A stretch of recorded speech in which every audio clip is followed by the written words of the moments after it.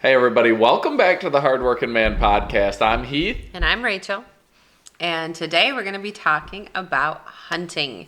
So if you're not a hunter or didn't grow up in a family where people hunt, we think you're still going to find this episode enjoyable. You're probably going to laugh. We have some funny stories from all the years. And hunting is like Heath's way of life is what I've always said. So If you notice, that's he has a deer. a tattoo of the Browning buck mixed in with other stuff on his shoulder. So our family is big into hunting. All our boys hunt. I hunt. Heath hunts. It's just very important, more so. We don't really talk about it that much on the channel because the channel's about firewood. And I mean, we do a little bit. We talk about, like, we have our deer tracking dog, and but you don't have to hunt to have a deer tracking dog. But we do hunt. Hunting's just hard to film unless you have like a good film crew. It is very tough to film. We've just never done that. It's not really been anything we've tried to make a show out of. So we're gonna try this year, but like we said, it's tough, and not messing up the hunt while filming is tough. My brother and I years ago were on a hunting show, actually on the Sportsman channel on cable TV, and the two of us had to film our own hunts. They came out for one day and got some footage, but other than that, it was us submitting our footage, and they edited it and put it on a show. It was called Battle of the Bow. Yeah, I'm a famous TV star. I don't like to brag about it, but it is what it is.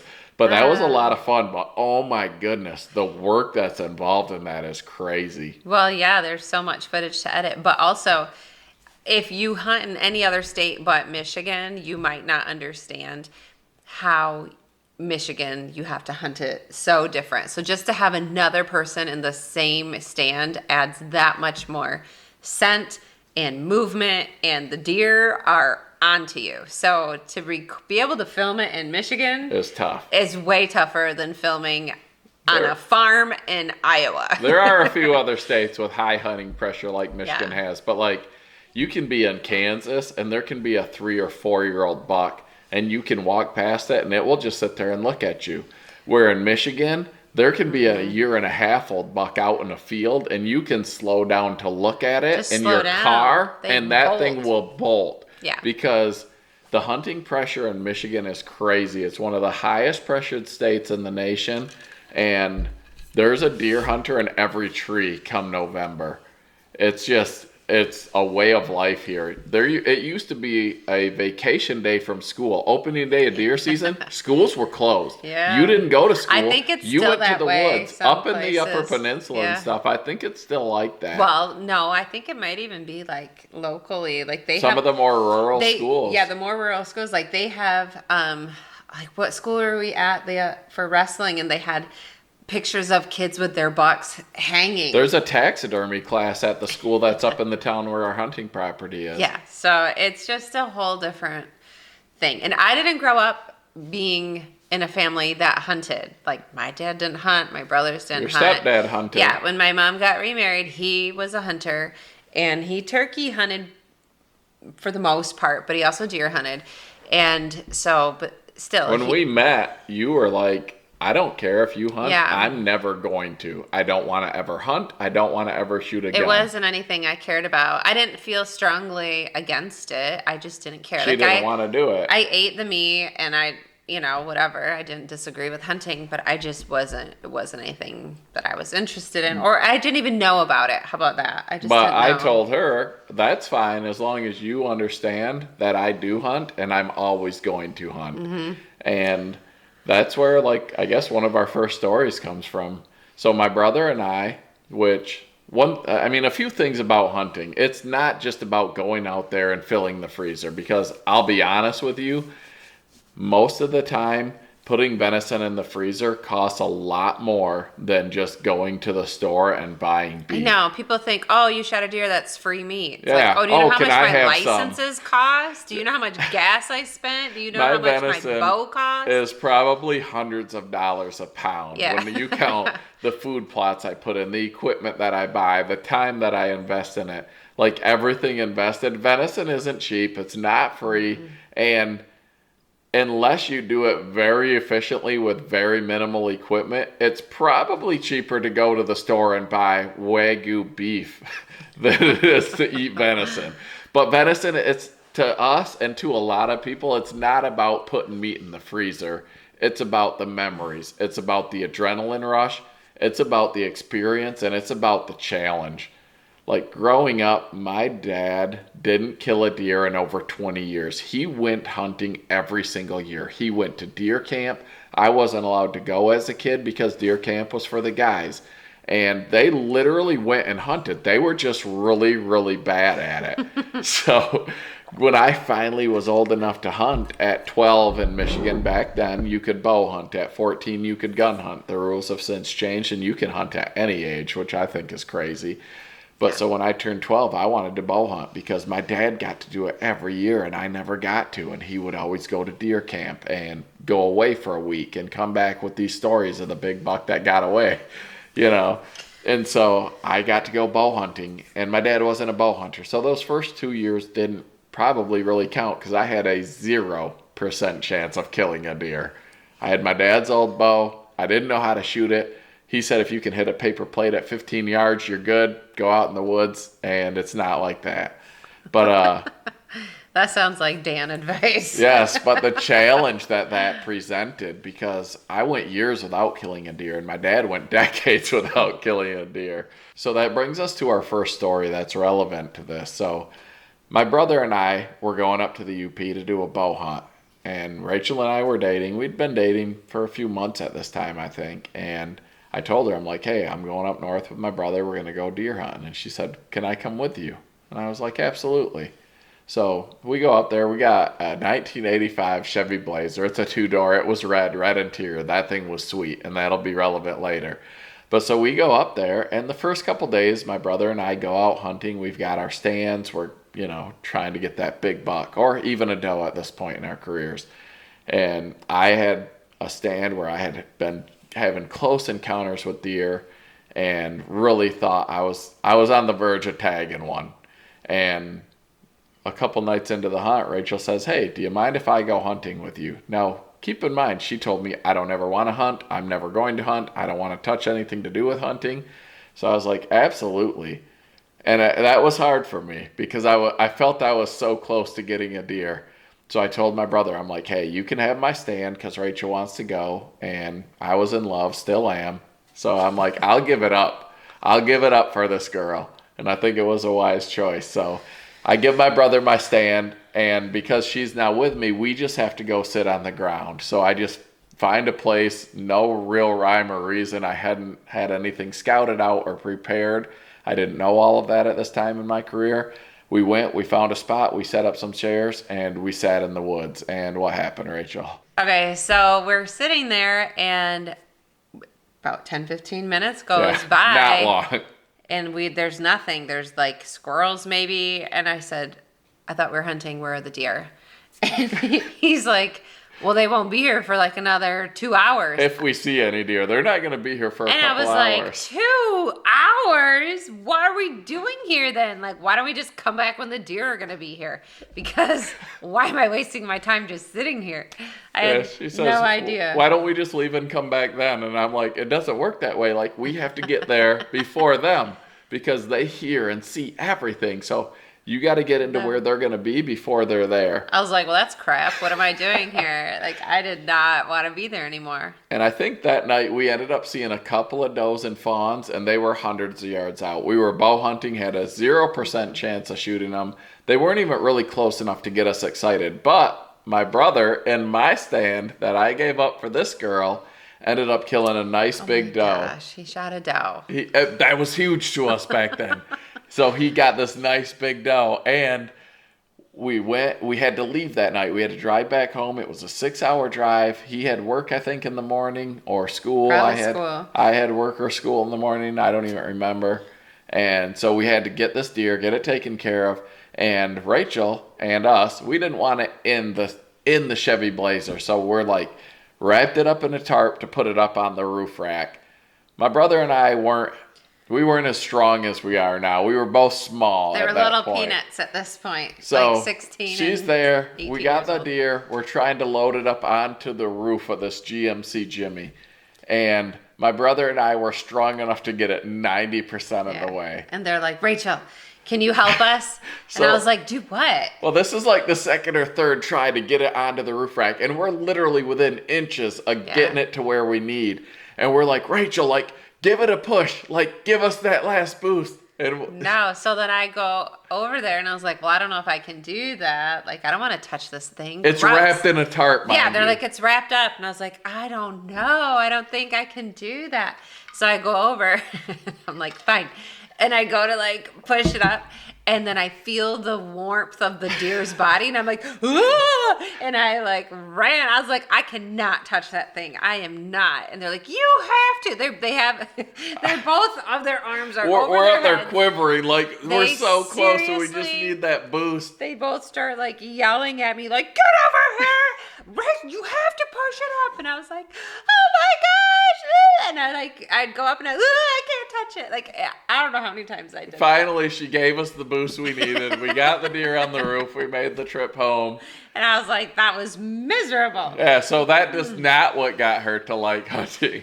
No, so then later, once I did start hunting, that made me just that whole experience. And I don't like touching dead deer still, even though it's been 25 years. I don't And even you've know. killed probably I've- 15, 16 deer. But so I made a deal in the very beginning because he liked me hunting with him. He liked me going out there. And I said, fine, I will hunt, but I will never field dress my own deer ever. Like, you're going to do that for me. And he's like, done, deal. So I hold him to that. Like, never. Sometimes I get my boys to do it now, though. I can, like, I'm like, well, I'll hold the legs. Like, I can do that. Like, I can touch the deer now. Like, I'm not scared of them. But Yeah, even without a tarp. even without a tarp, like, it's fine. But I'm still not digging my arm up in there like you have to when you properly field dress it. Right, but so what got her to start hunting when she was not a hunter? That was the following year. Once again, I'd been hunting all year, and I'm pretty sure I probably hadn't harvested a deer yet. It was muzzleloader season in Michigan, which is the third season. You have archery season, then you have firearm season, and then you have muzzleloader season. And I was going hunting, and Rachel said, hey, do you mind if I come with you? And I said, absolutely not. And she goes, but if I come with you, I don't want you to shoot a doe. I only want you to shoot a buck. Yeah, for some reason I thought that it was bad to shoot a doe. It was like shooting a mom or something. Right. But so I said, you know what? That's fine. Because I just wanted to get a deer. But she was like, if I come, I don't want you to shoot a doe. I said, that's fine. So we go, we get set up. And the struggle is real early in my hunting career. So we get set up in a fence row on a field. She's looking one way, I'm looking the other. There's some snow on the ground. And this is what I love about hunting is the memories you create. And I'll never forget this. I remember it like it was yesterday. So we're sitting there. It's her second hunt of her life. And she's looking over one field. I'm looking over the other. And 5 or 6 does come running across the field from her way. And she says, holy Heath, here they come. And so I turn and look, and I see these does and fawns running towards us. And I'm like, get excited because that adrenaline starts hitting you. And these does and fawns come up to probably like 40 yards. I have a muzzleloader. It should be a chip shot.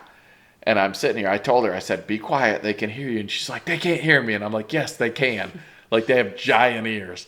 So these deer run across the field, and they're 40 yards out there just standing there. And she's like, what are you doing? And I'm like, they're all does. And she goes, I don't care. Just shoot them. And I was like, but they're all does. I don't care. Just shoot them. Because she realized that adrenaline rush that came when it happened. And so I steady in on the shot, and I squeeze the trigger, and I miss, and they all run off, and we don't end up getting a deer. But that's the turning point when she said, oh my gosh, like that adrenaline that I That's when I experienced understood the was adrenaline. insane. Like, I didn't know, and it's not something that you can understand until you experience it yourself. You can't explain it to somebody else. No, you can't explain. You can't explain how just hearing leaves crunch when you're sitting up in a tree stand Even when make it's a you squirrel. Yeah, and it's usually a squirrel. And it makes your ears like, I don't know, like feel full because the blood is just flowing and pumping, and you're like, oh my gosh, and you're like so nervous to turn your head to look, and then it's just a stupid squirrel. But it's that adrenaline that courses through your body. I don't even know why. It still makes me laugh to this day that just seeing a deer when you're out hunting gives you that reaction. And there's nothing else like it. Like my oldest boy, Joe, that kid has almost no emotion. He has ice water running through his veins. He's a college pitcher.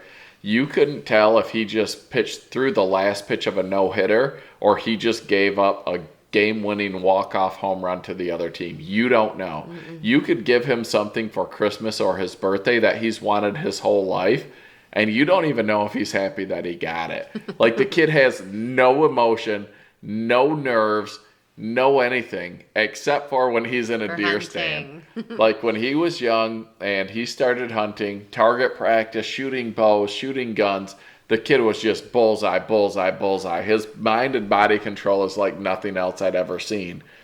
So he had got a deer or two as we were, hunting together, and as he got older and would sit in his own stand, and I'd be a few hundred yards away from him. One year during gun season, I heard him shoot. And to me, that's an automatic. If this kid pulls the trigger after his first buck, he'd got a few does, I'm like, he just got his first buck. Like, this kid doesn't miss. And we go and we look up the shooting, and it's not good sign, and we don't ever end up getting the deer. And I asked him, like, relive the shot for me. Like, what happened?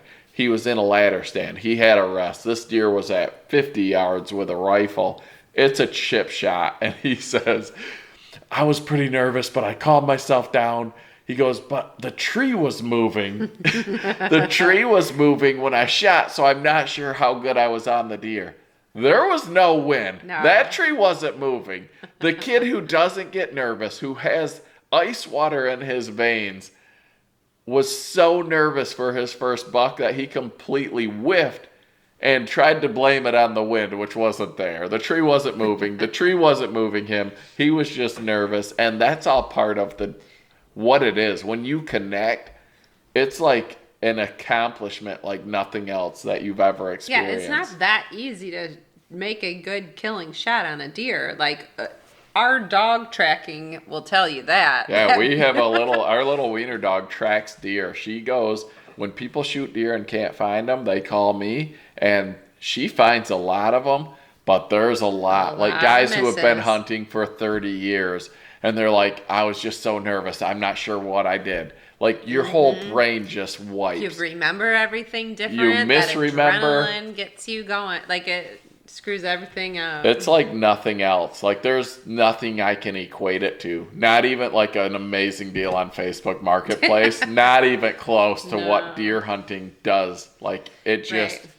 Right. Just makes you feel alive. On that note, when you have like hunting camp, which is something that we tried to instill and do with our boys from when they were little, like, so everyone goes out, once they can all hunt by themselves, or even it was in the beginning with your dad and brothers, that everyone's sitting in their stands, and then opening morning, this is for gun season only, then when you hear shots, like, you're so excited because you're like, somebody else got it. You try to anticipate, like, oh, I think that was my brother. Yeah, you're like, and you can't wait over there. That's you can't wait to get back to camp and be like, what'd you get? And sometimes it's not even somebody that you're with, and you're like, I could have swore that was you, and they're like, I thought it was you. Like, the excitement is just like nothing else, and the memories you build. I don't remember a whole lot. I don't think a lot of us remember a whole lot of when we were kids. I still remember going on hunts with my dad. They were never successful, but I still remember them doing deer drives, like doing this stuff. And the first hunt with her, I could tell you that story like I was still there. Right. The hunt with those does, I could tell you that story like it was yesterday. And it was 20 plus years ago. Yeah, and we had the opportunity, my sister's husband at the time, his family owned a bunch of land up in northern Michigan On an island. On an island. It was awesome. And it was sweet. There was cabins, and so we went up there with your dad and brothers. My stepbrother, like your brother's friend one year, and everybody went to their spots. And so it's so cool to, everyone get ready together, go out to their stuff, and then slowly start trickling in the morning because it's freezing up in the UP. And then just telling your stories about what deer did you see, and like if they shot, or just having a bunch of guys there to go help try you to find your deer. And they would have like a buck pole. Oh, just a deer pole, I guess, at this point. It wasn't always bucks. And they weren't always big. No, we were getting better. That's where you'd hang your deer, and then you'd have other guys that were in cabins, and it just creates this camaraderie. And it just really was such a good time to go do that. And so when we had the opportunity to buy the land with the cabin on it that we currently own, we jumped at it, because then we could have our own hunting camp on our own property and have these memories, have our kids have the chance to have these memories too. Like my nephew killed his first deer out there. My brother came over. He now owns his own property, but at that time he didn't. So he got to come over and take his first deer there. Stuff like that is stuff you can't put a price tag on it. The memories you build, the camaraderie, just the time together with family and friends. I've never experienced anything else like it. So yeah, we were just in Cabela's the other day, and just some guy there just starts telling us hunting stories. Like, it's so funny. Like, oh, you hunt, and now all of a sudden you're good friends. You're friends. You've known each other for 100 years, and he'll tell a story. We'll tell a story. Oh, you got a funny story about when you shot your first buck. So my first deer ever was a buck, and not a big buck. It was a spike. So like I said, I grew up, my dad hunted every year. He went to deer camp, all of his dads. My dad comes from a big family. He has 10 siblings, of which quite a few of them are guys. I can't even tell you off the bat. He doesn't even know all their names, so sorry. I do too. But so they all went to deer camp, and every year, so there's 6 or 7 of them at deer camp every single year. And if they got 1 or 2 deer, it was a successful season. Yeah. So growing up, my dad went over 20 years without taking a deer. And I just thought that's how hunting was. So when I started hunting, 12, I didn't get a deer. 13, no deer. 14, no deer. 15, no deer. I'd shot at some at 14 and 15 with guns, but the adrenaline took over. And I just never connected. Just was terrible at it. 16 years old, up in the Upper Peninsula of Michigan with a bow. I bought this Golden Eagle bow. Dan Fitzgerald used them on his VHS hunting tapes that we'd rent and watch. I'm in one woods by myself. My brother's in another woods at my aunt and uncle's house. And I'm under a pine tree, and this little buck comes in. I try to get a shot off, and I spook him off. He leaves. I'm devastated. Probably an hour or 2 later, he comes back. And this time, I didn't miss. I didn't make a good shot, but I didn't miss. I get that arrow, I place it, boom, shoot him. He immediately takes off. I know nothing about getting a deer, tracking a deer, anything. I made a bad shot. It's what you call a gut shot. It's a little bit further back, and you should wait 12 to 24 hours to track that deer. Nope. I'm literally, as soon as I shot, I'm out there on my hands and knees crawling, finding the specks of blood through the snow in bear country by myself as a 16-year-old trying to find this deer. I can't find it. I walk back to camp, put my bow in the trailer, which was our hunting camp. It was half of a single wide trailer. I get on the four-wheeler, drive back to my aunt and uncle's house, can't hardly contain myself, and I tell my brother, I just got a buck.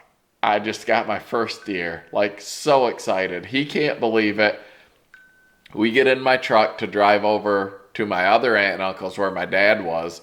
And I'm thinking, we got to get dad so we can go find this deer, thinking he's going to know how to find it, even though he hasn't killed one in over 20 years. On the way from my one aunt and uncle's to my others, it's probably a 10-mile drive, and it was lightly snowing. I was so excited. I went in the ditch 3 times. I couldn't stay on the road. That's the excitement and the adrenaline that you get. And I get there, I tell my dad, I'm like, hey, I got a deer. I got a buck.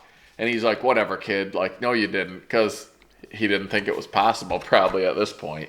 And I'm like, Dad, yes, I did. Like, go look in my truck. My bow's not there. It's still at deer camp.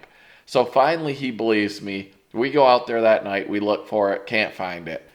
That was Saturday night. Sunday morning, I'm now the family hero because we get to skip church to go look for my buck. The whole family's out there. We spend hours. It's a long story. I'm not going to, feed it all to you here, but we end up finding it by a miracle after lots of prayers, and I'm now on the board. I've got my first buck, and as I've learned and progressed, I've been able to harvest at least one deer every year since that point. And I've come a long ways, but the excitement of that hunt is like nothing I think I'll ever capture again. And it's literally the smallest buck I've killed in my entire life. Right. So, I mean, you really were hoping once we had kids that they would share in your passion. So you would take them out when they were young. The more I learned about hunting and learned why my dad wasn't successful and why my brother and I especially became successful is because I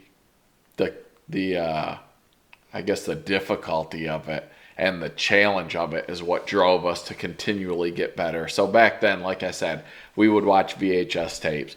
There wasn't the internet that we have today. There wasn't YouTube.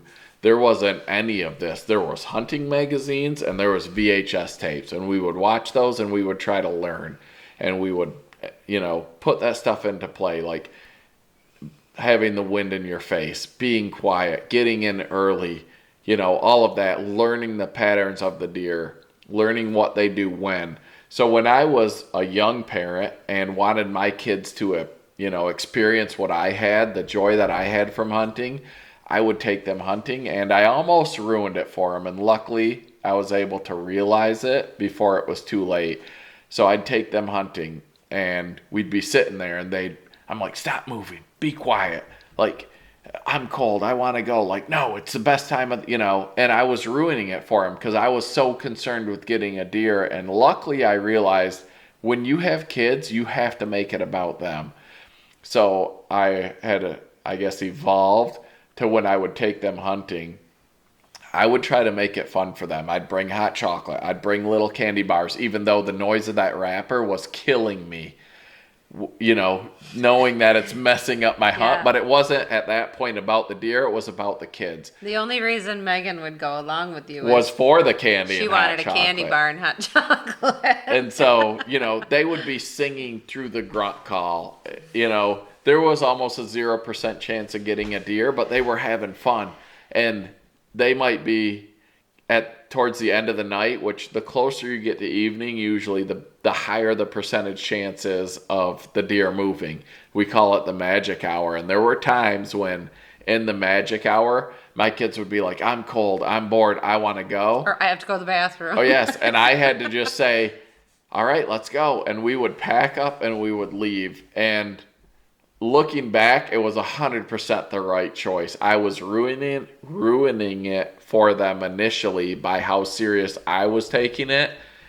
But as I evolved over the years, I learned to, make it about them, and I did. And then a few years in, like I told you about when I was old enough to hunt, and that's all I could wait to do was go deer hunting. And then Joe, my oldest boy, when he was finally old enough to go deer hunting with me, 14 years old, opening day of deer season in Michigan. He had school, and I'm like, Joe, it's opening day. Like, do you want to skip school and go hunting with me? And my soul was crushed when he said, I don't want to miss class, Dad. I'm like, yeah. There was a special party, and he didn't want to miss that party. Like, you could skip school and go deer hunting with your dad, and you'd rather go to school? Like, what have I done wrong? I failed as a parent. But there was a party that day, and he didn't want to miss. And so I'm like, even though it devastated me, and I'm like, oh my gosh, I raised a kid who doesn't like hunting. He didn't go hunting that day. He went to school. He went to his class party. He had fun. But over time now, the passion I have for hunting has grown into him. Right. He loves hunting now. He wrote papers about it for class, all about how hunting gives him this feeling that nothing else does. So yes. And that's the kid with ice water running through his veins. That the only thing that makes his heart pump like that is deer hunting. So Right. if you're not a deer hunter and you think people who deer hunt, there's something wrong with them, there is.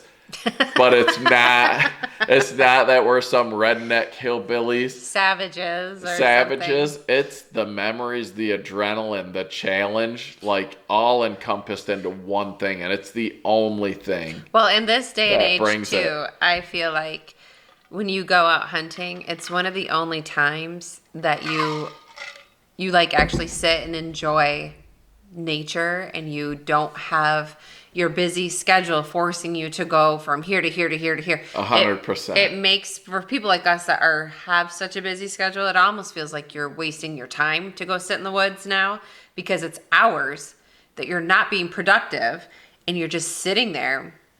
But it is so like soothing to the soul, and just to like watch the birds. You know, like, I love seeing all the different birds. I'm like, oh, there's a woodpecker I've there. had birds there's a land cardinal. on me, and Yeah. that's just crazy. The stuff you experience out hunting. Like, it's really cool. Like, stuff you would never get to see. Ever. People that don't hunt never get to see this stuff or No. experience it. I've watched bucks fight. I've watched bucks chase does. I've been scared to death of squirrels, Possums. possums. Like, I've had a skunk walking out to my stand in the middle of the darkness of the morning, and I hear something, and I shine my flashlight, and there's a skunk. No. What do? I'm terrified. I was 18 years old in college, and I literally sit there and I freeze. I don't know if this skunk's going to attack me, going to spray me, what it's going to do, but I'm close enough to this thing that at this point, I don't have a choice. So I literally turned into a human statue, and that skunk walked past me within 2 feet, and I was terrified of that thing. Well, it didn't see you because you were camouflaged. Because I'm super sneaky. I think that skunk underestimated my sneakiness. But like stuff, and when I've been in trees, like I said, birds have landed on me in full camo during bow season. Landed on my gun barrel. Like, it's really cool. Squirrels have come up, and like I said, they squirrels terrify are me. scary. They scream at you. Well, and they don't know what you are, because you're in a tree in camouflage, and they don't know what you are. So they'll come, and they're 2 or 3 feet away, and all I'm thinking in my head is, don't jump on my face. Don't jump on me, because if you jump on me and those claws dig in, I'm going to freak out. Oh, I do not like squirrels. And it's over. They're like, right in your face, and you're like, But this is all experiences that unless getting you to hunt, see- you'll never get them. I got to see, well, and this was a funny story to me because I was so stupid at the time. I didn't understand when we were, we were in college and we were a little... The bears. We were a little further north. See, this is the memories. They'll never leave. We were just scouting out this property. We had just got permission to hunt on it. Some girl we worked with was like, yeah, it's my grandma's. You can hunt on it. And so we were up there just figuring out where we wanted to hunt. And I'm just sitting up in a tree stand. We have no weapons. It's not season yet. And I had a camera. I had my camera with me in case I saw something, I guess. And then I hear something, and there's these 2 bear cubs. And just the cutest little they innocent were, cubs. and I was like, this is so cute. And I got to watch them. They were playing and this whole thing. And then they left, and I got sick of sitting up in that stand, and I got down like right at dusk, I think, because I mean we weren't hunting, so it didn't matter. The magic hour, whatever. I mean, looking back, it does, because Looking I would back, never it do that does now. Matter, because I got down and then I went and just sat like on the road path and was waiting for him to get out of his stand and come down and meet me. And then I told him about the bears, and he goes, honey, if there were bear cubs, chances are good the mama bear was somewhere close by. And mama bear is going to protect her like, cubs. You're right. I'm an idiot. I could have just got mauled to death by a bear out of stupidity. But, I mean, I got to see these cute little cubs. Or like foxes. And luckily, she's still here today to tell the story, because she didn't get mauled to death by a mama bear. Oh, yeah. So that was just kind of stupid. But The animals you get to see. No, the whole thing. It's really cool to just get time to just go sit out there. In fact, the one year that I shot with my bow, I got a doe and a buck the same night. And it was purely because I didn't want to go sit at gymnastics all night. Because Megan was in gymnastics at the time, and it was like 4 or 5 days a week, and it was 2 or 3 hours, I feel like, each time. And I had just been doing it all the time, and I was so sick of it. And so he was like, "Are you going to go hunting?" And I was like, if that means I don't have to go to gymnastics, sure. She didn't say that. She's like, "Yeah, I want to go hunting." And I was like, again, being the great husband that I am, Such I a was martyr, like, this guy. I'll go to gymnastics. Why don't Yeah. you go enjoy the hunt? Right. So then I ended up shooting. And it was a crossbow. It was the first year. I feel like it was the first year we were hunting with a crossbow. Yeah, they weren't legal in Michigan a while ago. Unless you had rules, a disability. A disability. And the only reason we got that crossbow was because you tore the ligament in your thumb. And it was the first year I ever had owned my own property. I grew up, like I said, we didn't have a lot of money. And, well, that was in our last one. But I grew up without a lot of money. We didn't own our own property. We either hunted on property that we had permission to through my dad. Yeah, a lot of door knocking to get permission either door from knocking farmers. and asking, or my dad trading his work. He was a mechanic. He would, hey, I'll work on your truck if we can hunt on your property. Or state land. So that makes it a lot harder, I'm not going to lie.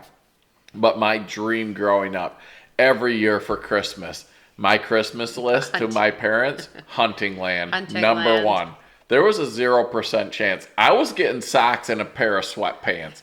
Right? But hunting land was my goal. And so I put it on my Christmas list every single year. So the year that she's talking about, I had bought my own piece of property. It was 8 amazing acres of The pure best. bliss. Hey, he shot the biggest buck of his life up until At that point, I did. off But it that was 8 property. acres, and I owned my own land, and I tore the ligament in my thumb playing softball, and I couldn't shoot my compound bow. Right, which couldn't I had shoot hunted it. with a compound bow every year up until this year. And this was also. the first year in Michigan they made crossbows legal for non-disabled people. That torn ligament wouldn't have qualified me. So we had the crossbow, and she takes it out early November. I'm at gymnastics enjoying my children, just loving life. Well, okay, so then you had a cute little watering hole. This is when you first started getting into habitat More work. habitat work, which And- is amazing. Check out Jeff Sturgis, Whitetail Habitat Solutions. Works. It works. If people. you follow it and you learn and you hunt right, it just elevates your hunting experience. So you had a watering hole out, and there was a blind. It was the first year we had that blind too, because usually we just sat in a tree stand. Yep. And the doe came out, and I shot it, and then You texted me. You're like, I just shot a doe. What do I do? And you're like, reload your arrow, do it again. And I was like, I just made so much noise. Yeah. There's no way another deer is no going way. to come. Well, and in order for me to load this crossbow, usually like you put your foot in the thing and then you pull up. Well, I'm not tall enough. I would have to like be way up here, so I don't have enough strength at this point, and I can't get it. So we had a crank at the time. crank. It was an Excalibur crossbow, Yeah. and the crank is literally. It sounds like a roller coaster. So I'm like, So serious? it's not like anything that you would ever want to do in the deer woods. And No. looking back, like I would never do that now today. But I didn't have a choice. But she and he's did like, it. I couldn't. We were an hour away from each other. Yeah. He had to come after gymnastics to come get me to get the deer because I'm not loading it myself and I'm not field dressing it because that was our deal. So he's like, well, you got to sit and wait for me. You got anyways. a few hours left. You might as well You might reload as well in put case another the buck arrow comes. on. And I was like, yeah, okay, this is stupid. But it was really nice weather out. Like it was probably way too hot for you. It was 70 degrees. But I didn't which have isn't to. great for hunting. I mean, if it was cold, I would have probably just went and sat in my car, to be honest. But it wasn't. It was beautiful. So I cranked this whole thing, and I sat there, and then sure enough, later on, here comes a buck, right to that same watering hole, and I was like, shot that sucker, and 2 for 1 that night. So That was he an couldn't awesome even night. handle it. He couldn't even believe that. I'm sitting you in know? gymnastics. My wife's out there just slaying deer. Yeah. And one of them was, at that point, I think probably the third biggest buck that any of us had Yeah. ever harvested. It was a Since nice then, buck. we've continued to evolve in our hunting. We've just become more selective More in what selective, we're willing better to at harvest. the trade, at the skill of what we do. And But it takes work with your neighbors to also try to in agree states like Michigan, to not shoot deer that are 1 year old. yes, but at the same time, we support, like my kids, everyone, Rachel, the kids, anyone on our property, I tell them, I'm like, you can shoot any deer you want to. Like there's the whole QDMA, which I think is great because it advances the health of the herd, but it turns a lot of people off because unfortunately people will shame others for what they've shot. And I think that's a shame because No. like I said, when I shot that spike buck, I was on cloud nine. I couldn't drive a car.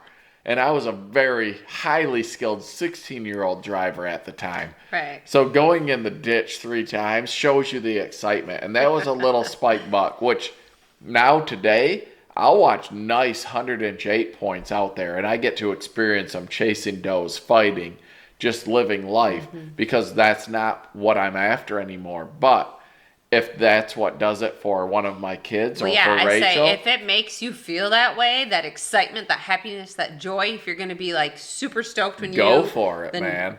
That's your deer. But if you're going to regret it and if you're going to be like, oh, I don't know, or because we can harvest 2 bucks every year, so then a lot of guys will be like, okay, I got this one out of the way. Now I can get the big guy. Like, well, that's kind of silly. Why don't you just get the big guy? Like, don't just get one out of the way. Right. It's So, not like, bringing you joy. What is the purpose? What we do on our property, we own 40 acres. I've worked with some neighbors over the years, and we're definitely advancing the age class and the buck to doe ratio, which, I could go on for hours about this stuff. But what I do in my camp and what's been pretty successful is I tell, no matter who it is, whether it's somebody that I bring out there that's a first-time hunter or one of my nieces or nephews or my kids or Rachel, you can shoot any deer you want to. You can shoot any buck you want to, but you get one. Yeah. You only get one. Regardless if it's So, Michigan state law, you get one on our property. If you shoot a 6-point and your next hunter, you're out there and you have a tag and a 14-point, 170-inch deer comes by, you don't get to shoot him. So make sure that one you pull the trigger on is the one that you want.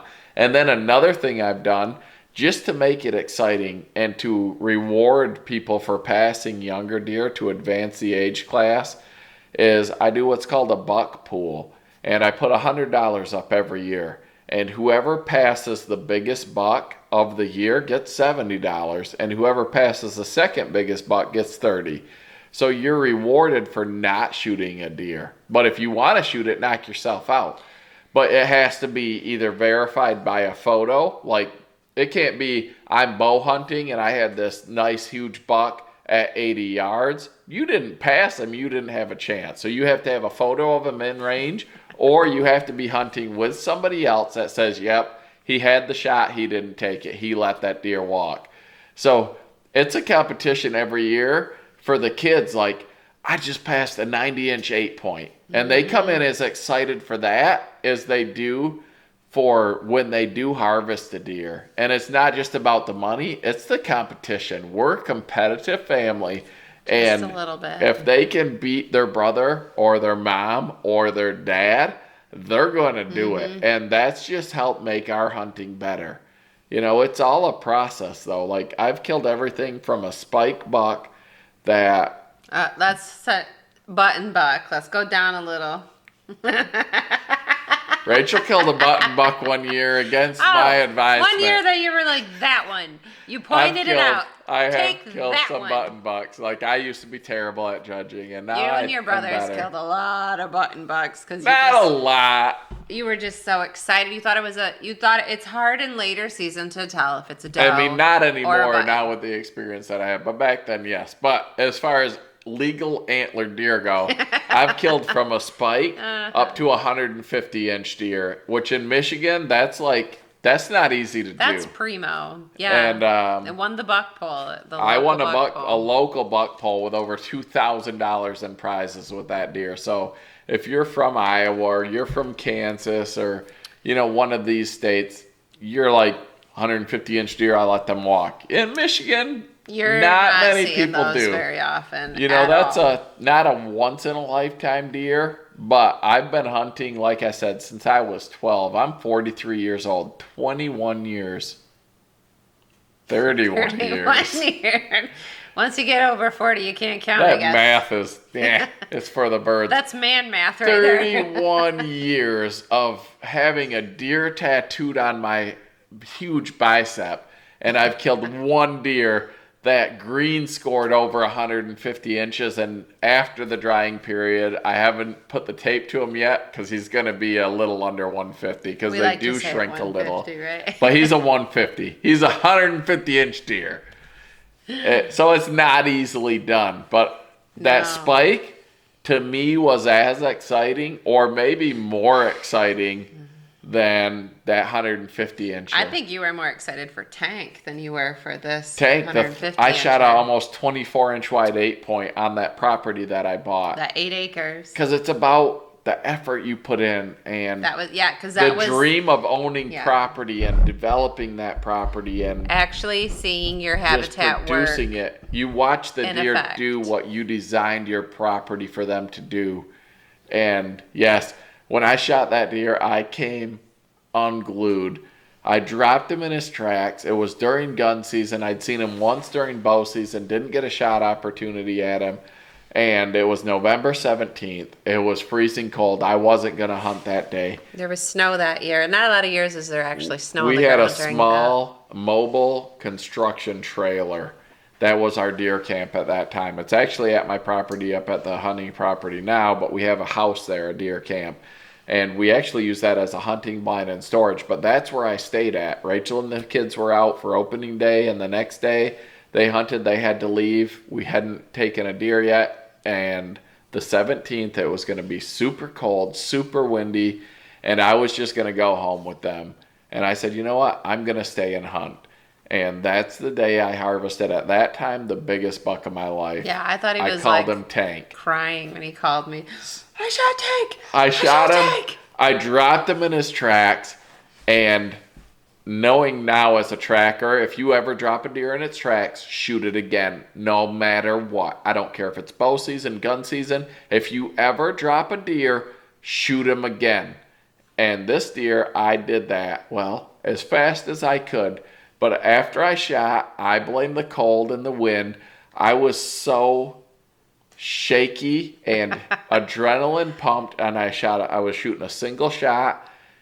I don't know how long it took me to reload and get a second shot in. Good thing that guy didn't stand up and run. I was dropping bullets on the ground.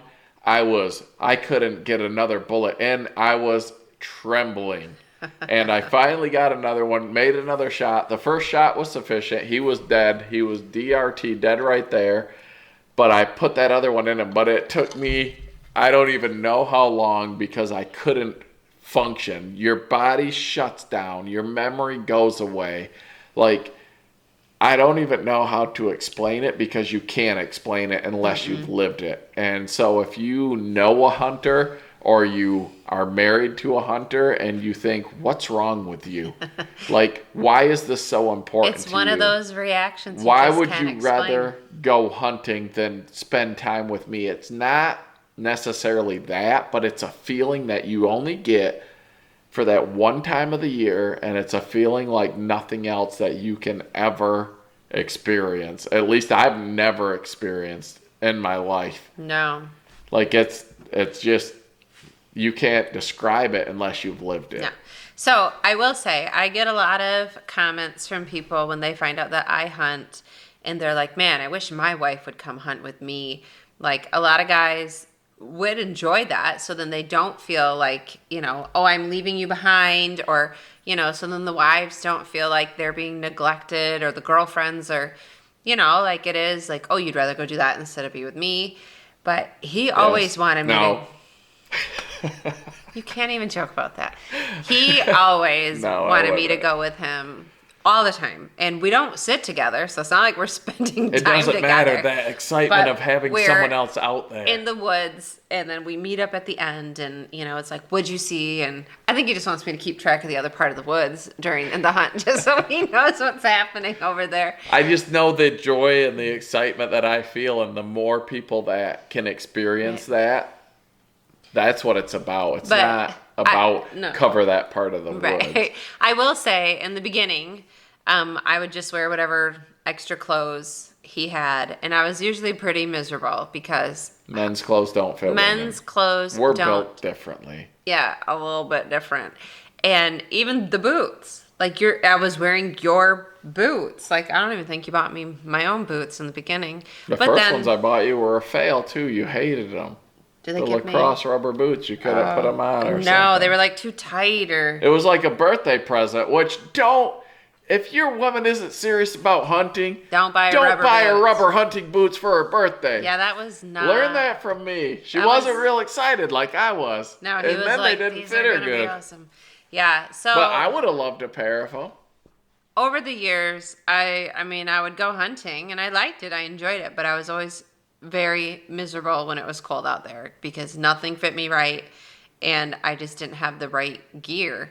And so in the last, how many years ago did you get me? So a few years ago, Sitka gear, I thought it was a scam. I thought, how can one set of clothing be so much better than another set? Right, And Sitka gear is expensive. Mm-hmm. But people that wore it are like, oh, wear this. I'm not sponsored by them. Maybe one day I will be. I doubt it because we don't do a whole ton of hunting on our channel, but that stuff is legit. And so one time I told Rachel, because some guys at work are like, oh my gosh, I got some Sitka gear. It's amazing. It's so warm. It's so comfortable. And I'm like, really? I don't know. And they're like, no, seriously, it is. So I told Rachel, again, asking permission like I always do.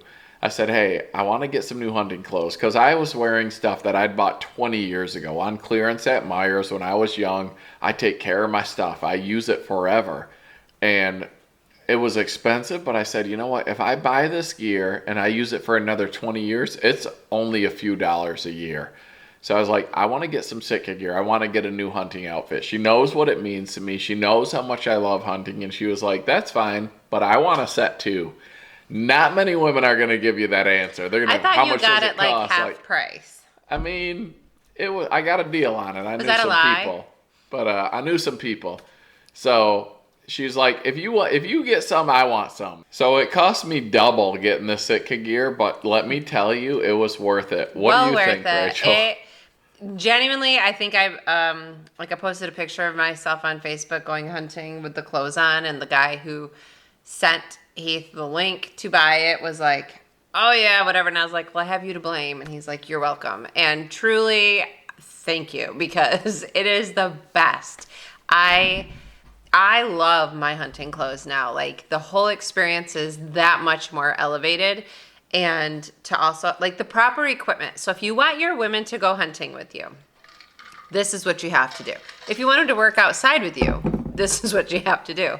They need women's boots. Yes, they need boots not just that Sitka fit gear. women's feet, not men's. Women's. Men's are different. They have to be women's sizing.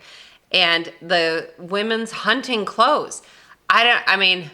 No knock against men and their stuff, but I don't need a flap in the front and extra things going on in the back on my long johns or my pants. What do we got going on in the back? I don't know. I feel like there's extra seams. There ain't no extra in the Yes, back. there is. There's extra. There's a pouch in the front you don't need. There ain't nothing in the back. There's extra stuff going on. What hunt camp you going to? And I don't need it. I don't want it. It does not fit my body.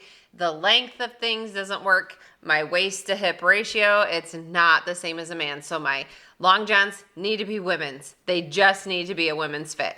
And the those pants. fit me funny. Right.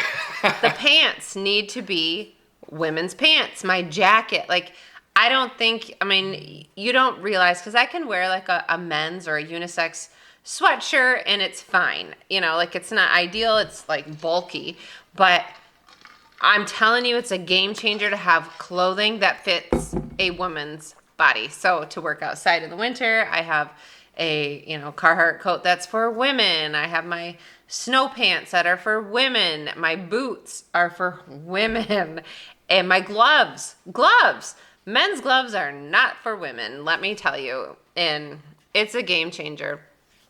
Also, having my own rangefinder, that's key. Like, it's huge to go out hunting and have a rangefinder. The confidence you that learn I can have to better judge distance. Yeah, because I don't care how many times I go and hunt out of the same spot. And when you're there, you're like, okay, this tree's 20 yards, that spot's 40 yards. The next time I go out, I'm like, what was that again? So to have a rangefinder is huge. If you don't have a rangefinder, get yourself one. Especially for archery hunting. Yes, archery is whether it's a bow, huge. a recurve, a long bow, a compound, or a crossbow, distance matters. Mm-hmm. Like, it's huge. Yeah, having a rest, because I am a woman. I don't have the same upper body strength that a man has. And to be able... you're married to a pretty superior man. Yeah, there is that. But to be able to have like a rest, or what do we have in the blind? Like a bipod that just clips into it. If anyone has questions about hunting gear, I can talk to you for days. But it makes a huge difference. So no longer am I responsible for holding the weight up, because deer sometimes like to stand there in the wrong spot. Oh, yeah, they know. They'll tease you forever. Just have that. Like, there's so many things that make it so it's so much of a nicer experience for me to be out there. That means I'm more willing to come back. So. And if you have a woman who supports you in hunting, like, I work with a bunch of guys who barely get to hunt even though they want to, because their women don't understand, or their significant other doesn't understand. And Rachel has always understood, because it's been like that from the beginning. Like, we were honest with each other from the beginning, which I think is important, but she knew what it meant to me, and she didn't want to take that from me. So guys at work all the time, they're like, how do you get a girl like Rachel? Like, how does, one, honesty from the beginning, and two, she understands, like, the feeling, the adrenaline, the memories, everything that goes into this hunting thing. And not being sexist, but a lot of women don't. But I think that's a lot of our men's problems, because we don't know how to express or describe that to them, or ever let them experience it. And maybe some women won't like it. They won't ever understand. They won't ever get it. Like, maybe I just struck lightning in a bottle with Rachel and just got the one girl out there that gets it. But I think it's more our fault for not being able to express or pass that on. Well, I would rather you get to go do something that meant a lot to you than say, no, you can't go, and have you sit there with me and be a pouty brat. So I'm not a pouty brat. I'm not saying you ever were, but you could be. And why would I want to spend time with that? There's no point in risking it. So just let me do what I want, spend on what I want, and you'll be a happy woman. If you don't want to come with me on a vacation or on some trip, like go to the apple orchard, well, I'd rather go without you than have to force you to do something that you don't want to do and then ruin the whole experience. So I do remember when we were very fresh in our marriage, I believe, and we were at Thanksgiving, and you and your brothers were like, you want to go hunting? And you were like, do you care? And I was like, I don't care. So, like, you guys all took off hunting, and your dinner was over. The dinner was sucked. over. They weren't going to win. We already ate dinner. We might as well go deer hunting. We were sitting there just, digesting our food, and you guys wanted to go hunting. And I didn't want to, and I was like, go. I don't care. And your mom she just couldn't even believe that I was okay with that. She was like, wow, I would never have been okay with that. She hated when my dad went deer hunting. Yeah. Because she didn't understand it. She didn't get it. No fault of her own. And let's be honest, it gets dark pretty early. Yeah, so you're home early. You're not gone that long. Even if you go away, sometimes it's nice to have a little break from each other. It keeps things fresh. Oh, you need a break from me? Sometimes. But Come on. Who needs a break from this? Another thing that is very imperative for hunting is these journals that we have. This I love. I don't know when you got this. I bought it for you one year. Yeah. It's just a hunting journal. And at first when she got it for me, I was like, all right. And I don't even know who makes it. Write it down. And these are the journals I love. But it's just a little thing. They have them for hunting. They have them for camping. They have them for fishing. But the hunting journal here is just something that you can write in. It has, season, weather, date, who you hunted with, preparation, all of that in there. Journals Unlimited.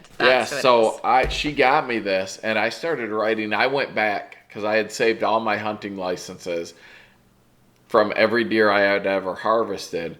And the memories are still there. But as I get older and this brain just gets more full, there are stuff that I might forget from time to time. But now I can look back through this journal and I can just start reading about a story. Like my first deer back in 1996, November 2nd. My second deer in 1997 in November 15th, opening day. Like I can start reading this. And that whole hunt will come back to me. Yeah. And my kids have been able to look through this. We get them each a journal. Rachel has her own journal. My journal. I'm on to my second journal because I'm super successful at hunting. Well, and you forget a lot about the hunt. You forget what the weather was, what deer you saw. It, you can bring the whole thing back. And my whole thoughts are, my grandkids are going to be able to read Grandpa's journal. Like a legacy. They can look through this, and hopefully they're hunters and they get to experience what we've experienced. And if they do, they'll understand the stories that are in this book. And I think that's awesome. So if you don't have one, get one. My brother got one. He starts to write stuff down. Like it's not about venison in the freezer. It's about memories. It's about adrenaline. It's about, just the challenge of it. It's just a way of life for all of it can be in here, and it will just be something that can be passed down for generations, and I think that's awesome. Right. So hopefully you guys enjoyed hearing a little bit about our hunting journey and our stories. And I could talk about this for weeks. You could talk about this forever. This is his passion. I'm like, Heath isn't a hunter. He is hunting. He doesn't just hunt for fun. Like this is all encompassing, like anything to improve. It's just really, it's hard to find somebody else that shares his passion. And when he does, you're fast friends, Yes. And man, if you hunt and your lady doesn't understand it, make them watch this. Watch the Hardworking Man. Listen to the Hardworking Man podcast. And men, if you hunt and you have a lady or you get one, listen to the Hardworking Man podcast and understand and implement and hopefully pass this on to your kids, because it's a dying thing. Like the numbers of hunters in Michigan reduce every single year. Because it's something that probably isn't passed on from generation to generation. And a lot of that is the hunter's fault, because like I said at the beginning, I was bad. I was terrible because I put the hunting in front of the kids or in front of Rachel, and you can't do that, but you want to because you know how much it means to you. But until they understand it, they're not going to get it. No. And unless they get to experience it, they're never going to understand it. But maybe once they do, then they'll be like, I understand now. I see why you do that. I see why it means so much to you. So thanks for listening. We appreciate each and every one of you that took the time out to do this, whether you're listening in your earpods while you're working or watching the video on YouTube, or I think Spotify shows the video too simultaneously. But be sure to like and comment and subscribe to our podcast if you haven't. And subscribe to the YouTube channel if you haven't. Hardworking Man. It's on YouTube. Man. People tell us we need to change the name because of Hardworking Woman. But Hardworking Man it is. Maybe one day Hardworking Woman will be a channel as well. Maybe one day. We'll see. But thank you so much for listening. We hope you guys enjoyed this. If one person learned anything from this or is like, you know what, can adapt and change and just enhance their hunting experience, their relationship with their spouse, their relationship with their kids. It was all worth it. Right. So thanks, guys. We appreciate all of you, and we hope you have a good week.